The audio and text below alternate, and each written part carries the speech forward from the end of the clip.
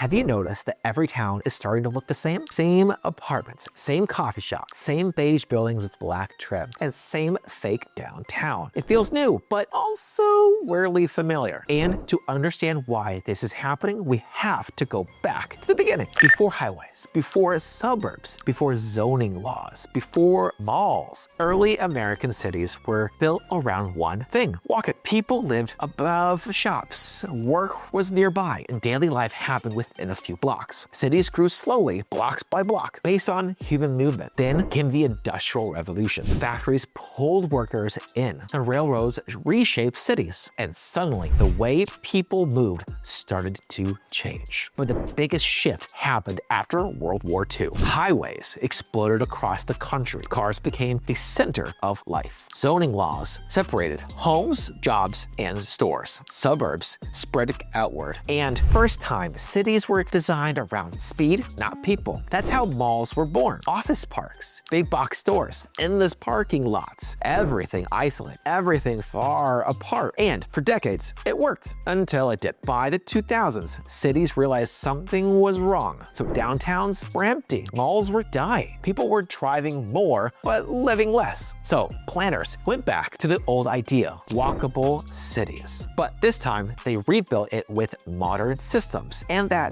where today's same look towns came from. Developers didn't reinvent cities. They standardized them. They created a template that banks could finance, cities could approve, and investors could repeat. It's called mixed-use development. 5/1 or 4/1 buildings. Ground floor retail, apartments on top, neutral colors, predictable layouts, and once the model worked, it spread everywhere. Today, the 20 largest real estate developers in the US control tens of billions of dollars in assets, and they all use variations of the same playbook. Institutional investors now own over 40% of large multifamily developments in the major metro areas. The cities desperate for housing and tax revenue approve these projects faster than anyone else. That's why your town looks like every other town. And here's where it gets interesting. Big corporations aren't just following the trend, they're building around it. Costco, for instance, has been quietly partnering in mixed-use developments where housing, retail, and infrastructure are designed around their stores. Target, Amazon, Walmart, even groceries chains are now anchoring entire neighborhoods, not just shopping centers. There's even a theory among urban planners that big box retailers are positioning themselves as the new town centers, replacing malls, main streets, and even downtowns. Is it a conspiracy?